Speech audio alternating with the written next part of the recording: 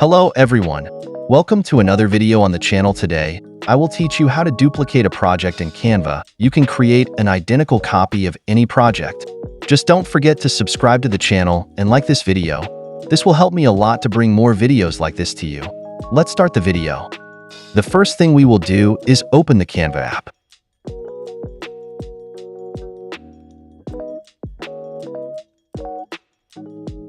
As you can see, I have a project there that I made and I want to duplicate it. That is, I want to create an identical copy of it.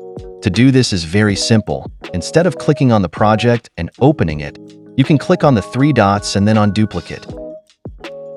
See that these options will appear. Click on the first option where it says make a copy.